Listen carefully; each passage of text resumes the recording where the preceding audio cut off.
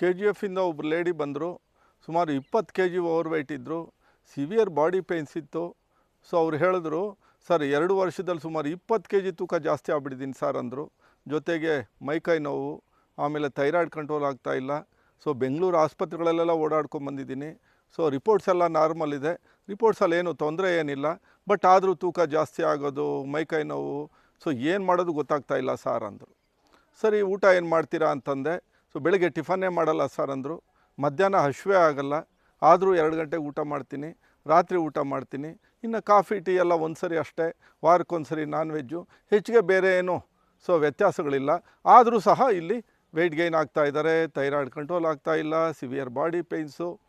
So ಪದೇ ಪದೇ ಅವರ ಆಹಾರ ಅಭ್ಯಾಸಗಳ ಬಗ್ಗೆ ಸೊ ಕೇಳ್ತಾ ಹೋದಾಗ ಲಾಸ್ಟಲ್ಲಿ ಹೇಳಿದ್ರು, ಬೆಳಗ್ಗೆ ಒಂದು ಗ್ರೀನ್ ಜ್ಯೂಸ್ ಕುಡಿತೀನಿ ಸಾರ್ ಅಂದರು. ಸೊ ಗ್ರೀನ್ ಜ್ಯೂಸ್ ಅಂದರೆ ಏನೇನು ಹಾಕ್ತೀರಾ ಅಂತಂದೆ. ನುಗ್ಗೆ ಸೊಪ್ಪು, ಕರಿಬೇವು, ತುಳಸಿ, ಆಮೇಲೆ ಪಾಲಕ್ ಹಾಕಿ ಒಂದು ಜ್ಯೂಸ್ ಮಾಡ್ತೀನಿ ಸಾರ್. ಸೊ ಎಷ್ಟೆಷ್ಟು ಹಾಕ್ತೀರಾ ಅಂದೆ ನೋಡಿ. 1 ಕಟ್ ಪಾಲಕ್ಕು, 1 ಹಿಡಿ ತುಳಸಿ, 2 ಹಿಡಿ ನುಗ್ಗೆ ಸೊಪ್ಪು, 1 ಹಿಡಿ ಕರಿಬೇವಿನ ಸೊಪ್ಪು. ಸೊ ಹೇಗೆ ಮಾಡ್ತೀರಾ ಜ್ಯೂಸು ಅಂದೆ. 2 ಲೋಟ ನೀರು ಹಾಕೋದು, ಚೆನ್ನಾಗಿ ಸೊಪ್ಪುಗಳು ಹಾಕೋದು, ಚೆನ್ನಾಗಿ ಗ್ರೈಂಡ್ ಮಾಡೋದು, ಶೋಧಿಸಿದ್ರೆ ನಾರ್ ವೇಸ್ಟು ಅಂತ ಹಾಗೇ ಕುಡಿಯೋದು. ಸೊ ಹಸಿವಾಗುತ್ತಾ ಅಂದೆ. ಹಸಿವೆ ಆಗಲ್ಲ ಸರ್, ಆದರೂ ಊಟ ಮಾಡಲೇಬೇಕಲ್ಲ. ಸೊ ಬೆಳಗ್ಗಿಂದ ನಾನು ಊಟನೇ ಮಾಡಿರಲ್ಲ. ಸೊ ಮತ್ತೆ ಕೇಳಿದ್ರು, ಯಾಕೆ ಸರ್ ತೂಕ ಜಾಸ್ತಿ ಆಗ್ತಾಯಿದ್ದೀನಿ. ಈ ಹಸಿ ತರಕಾರಿ ಸೊಪ್ಪುಗಳಲ್ಲಿ ಸೊ ವಿಶೇಷವಾಗಿ ಆಕ್ಸಾಲೇಟ್ಸು ಮತ್ತು ಅದರಲ್ಲಿ ಗಾಯ್ಟ್ರೋಜಿನ್ಸ್ ಅಂತ 2 ಅಂಶಗಳಿರುತ್ತೆ. ಇವೆರಡು ನಮಗೆ ಬೇಡದೇ ಇರೋವಂಥದ್ದು. ಈ ಆಕ್ಸಾಲೇಟ್ಸ್ ಏನು ಮಾಡುತ್ತೆ ಅಂತಂದರೆ ಕಿಡ್ನಿ ಸ್ಟೋನ್ಸ್ ಮಾಡೋದಕ್ಕೆ ಅದು ಇದು ಮಾಡಿಬಿಡುತ್ತೆ. ಹಸಿ ಸೊಪ್ಪುಗಳನ್ನು ಬೇಯಿಸಿ ನಾವು ತಿಂದಾಗ ಸಮಸ್ಯೆ ಏನಿಲ್ಲ. ಬೇಯಿಸಿದಾಗ ಸೊಪ್ಪುಗಳನ್ನು ಬೇಯಿಸಿದಾಗ ಅದರಲ್ಲಿರೋ ಆಕ್ಸಾಲೇಟ್ಸು ಪರಿವರ್ತನೆ ಆಗಿ ಸುಲಭವಾಗಿ ಜೀರ್ಣ ಆಗಿ ಆಗೋ ಥರ ಆಗುತ್ತೆ, ಸಮಸ್ಯೆ ಆಗಲ್ಲ. ಬಟ್ ಹಸಿ ತರಕಾರಿ ಸೊಪ್ಪಿನ ರಸಗಳನ್ನು, ತರಕಾರಿಗಳಲ್ಲ ಸೊಪ್ಪಿನ ರಸಗಳನ್ನು ನಾವು ಪದೇ ಪದೇ ಕುಡಿದಾಗ, ಹೆಚ್ಚಿನ ಪ್ರಮಾಣದಲ್ಲಿ ಕುಡಿತಾ ಇದ್ದರೆ ಕಿಡ್ನಿ ಸ್ಟೋನ್ಸ್ ಆಗ್ಬೋದು. ಈ ಕಿಡ್ನಿ ಸ್ಟೋನ್ಸ್ನ ಲಾಂಗ್ ಟೈಮು ಅಟೆಂಡ್ ಮಾಡಲಿಲ್ಲ, ಏನೋ ಸಿಮ್ಟಮ್ಸ್ ಇಲ್ಲ ಅಂತ ಸುಮ್ಮನೆ ಇದ್ಬಿಟ್ರೆ ಸೊ ಕಿಡ್ನಿ ಫೇಲ್ಯೂರ್ಸ್ ಆಗ ಕಾರಣ ಆಗ್ಬೋದು. ಇನ್ನು ಗಾಯ್ಟ್ರೋಜಿನ್ಸ್ ಅಂಶಗಳು ಥೈರಾಯ್ಡಲ್ಲಿ ಅಯೋಡಿನ್ ಅಬ್ಸಾರ್ಪ್ಷನ್ನ ತೊಂದರೆ ಮಾಡುತ್ತದೆ. ನಮ್ಮ ಆಹಾರದಲ್ಲಿ ಅಯೋಡಿನ್ ಇದ್ದರೂ ಸಹ ಆ ಅಯೋಡಿನ್ನು ಥೈರಾಯ್ಡ್ ಸ್ವೀಕಾರ ಮಾಡದೇ ಇರೋ ಥರ ಈ ಗಾಯ್ಟ್ರೋಜಿನ್ಸ್ ಮಾಡುತ್ತೆ. ಅಲ್ಲೂ ಅಷ್ಟೇ, ಅಪರೂಪಕ್ಕೊಂದ್ಸರಿ ಸೊಪ್ಪಿನ ರಸಗಳು ಕುಡಿದ್ರೆ ಏನು ಸಮಸ್ಯೆ ಇಲ್ಲ. ಆ ಸೊಪ್ಪಿನ ರಸಗಳು ಡೈಲ್ಯೂಟ್ ಆಗಿದ್ದರೆ, ಆದರೆ ಗಟ್ಟಿ ಸೊಪ್ಪಿನ ರಸಗಳು ಮಾಡಿಕೊಂಡು ಪದೇ ಪದೇ ಕುಡಿತಾ ಇದ್ದರೆ, ದೀರ್ಘಕಾಲದವರೆಗೆ ಕುಡಿದ್ರೆ ಈ ಗಾಯ್ಟ್ರೋಜಿನ್ಸ್ ಪರಿಣಾಮ ಏನಾಗುತ್ತೆ, ಥೈರಾಯ್ಡ್ ಕಂಟ್ರೋಲ್ ಆಗಲ್ಲ. ಸೊ ಅಲ್ಲೇನಾಗುತ್ತೆ, ಹೈಪೋಥೈರಾಯ್ಡಿಸಮ್ಗೆ ಕಾರಣ ಆಗುತ್ತೆ. ಹೀಗಾಗಿ ತೂಕ ಗೈನ್ ಆಗ್ತಾ ಹೋಗ್ತಾರೆ. ಈ ತುಳಸಿ ಮತ್ತು ನುಗ್ಗೆ ಸೊಪ್ಪಲ್ಲೂ ಅಷ್ಟೇನೆ. ಅದನ್ನು ಅಪರೂಪಕ್ಕೆ ಸೊಪ್ಪನ್ನು ಬೇಯಿಸ್ಕೊಂಡು ತಿಂದರೆ ತೊಂದರೆ ಏನಿಲ್ಲ. ಆ ಸೊಪ್ಪನ್ನೇ ಜ್ಯೂಸ್ ಅಂತ ಮಾಡಿದಾಗ ಹಸಿ ಸೊಪ್ಪಿನ ರಸಗಳು, ಅಲ್ಲೂ ಇದೇ ಸಮಸ್ಯೆ ಬರುತ್ತೆ. ಸೊ ಕರಿಬೇವು ಸಹ ಇದೇ ಸಮಸ್ಯೆ. ಇನ್ನು ತುಳಸಿ ಏನೋ ದಿನಕ್ಕೊಂದು 2-3 ಎಲೆ ತೊಗೊಂಡ್ರೆ ಅದು ಔಷಧಿಯಾಗಿ ಕೆಲಸ ಮಾಡುತ್ತೆ. 1 ಹಿಡಿ ತುಳಸಿನ ಪ್ರತಿನಿತ್ಯ ತೊಗೊಳ್ತಾ ಇದ್ದರೆ ಸೊ ಸಿವಿಯರ್ ಬಾಡಿ ಪೇಯ್ನ್ಸ್ಗೆ ಕಾರಣ ಆಗುತ್ತೆ. ಅಸಿಡಿಟಿ ಹೆಚ್ಚಿಗೆ ಆಗುತ್ತೆ, ಗ್ಯಾಸ್ಟ್ರಿಕ್ ಸಮಸ್ಯೆಗಳು ಬರುತ್ತೆ.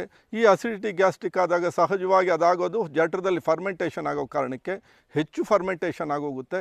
ಯಾಕೆಂದರೆ ನೀವೊಂದು ಸೊಪ್ಪುಗಳನ್ನು, ಈ ಪ್ರಮಾಣದ ಸೊಪ್ಪುಗಳನ್ನು ಅಗದು ತಿನ್ನಬೇಕು ಅಂದರೆ ಅರ್ಧ ಗಂಟೆ ಬೇಕು.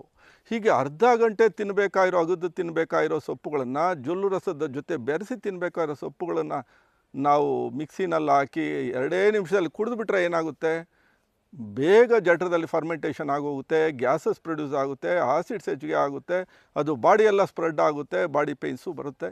ಸೊ ಹೀಗಾಗಿ ಸಫರ್ ಆಗ್ತಾಯಿದ್ರು. 1 ವಾರದಲ್ಲಿ ಎಲ್ಲ ಸಮಸ್ಯೆಗಳು ಸರೋಯಿತು. ಯಾಕೆಂದರೆ ಹಸಿ ಸೊಪ್ಪಿನ ರಸಗಳನ್ನ ನಾವು ಕೊಡೋದಿಲ್ಲ, ಮತ್ತು ಅಭ್ಯಾಸ ಸ್ಟಾಪ್ ಆಯಿತು, ಜೀವನ ಶೈಲಿ ಬದಲಾವಣೆ ಆಯಿತು. ಇಲ್ಲಿ ಬಿಸಿಲು ನಮ್ಮ ಆಹಾರ ಅಂತ ಭಾವಿಸ್ತೀವಿ, ಅದರಿಂದನೇ ಚಿಕಿತ್ಸೆ ಬರುತ್ತೆ.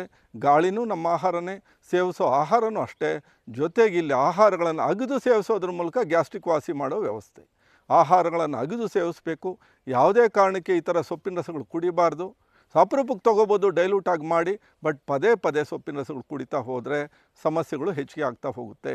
ಸೊ ಒಟ್ಟಾರೆ 2 ವರ್ಷದ ಸಮಸ್ಯೆಗಳು, ಏನು ಬಾಡಿ ಪೇಯ್ನ್ಸು 1 ವಾರದಲ್ಲಿ ವಾಸಿ ಆಯಿತು. 3.5 kg ತೂಕ ಕಡಿಮೆ ಆದರು. ಅವ್ರು ಹೇಳಿದ್ರು, ಗೊತ್ತಾಯಿತು ಸಾರ್ ಅಂದರು. ಸೊ ಅಂತಂದರೆ ಸಮಸ್ಯೆಗೆ ಪರಿಹಾರ ಗೊತ್ತಾಯಿತು ಅಂದರು. ಇಲ್ಲಿಂದ ಹೋದ್ಮೇಲೂ ಬಹಳ ಸುಲಭವಾಗಿ ಮುಂದುವರಿಸ್ಕೊಂಡ್ರು.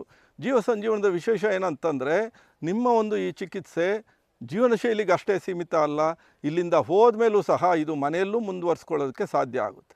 ಯಾಕೆಂದರೆ ಆಹಾರ ಜೀವನ ಶೈಲಿ, ಅದು ನಿರಂತರವಾಗಿ ಮಾಡಬೇಕಾಗಿರುವಂಥದ್ದು. ಬದುಕಿನ ಶೈಲಿ ಅನ್ನೋದು ಏನೋ ವಾರ 10 ದಿನ ಮಾಡೋದಲ್ಲ.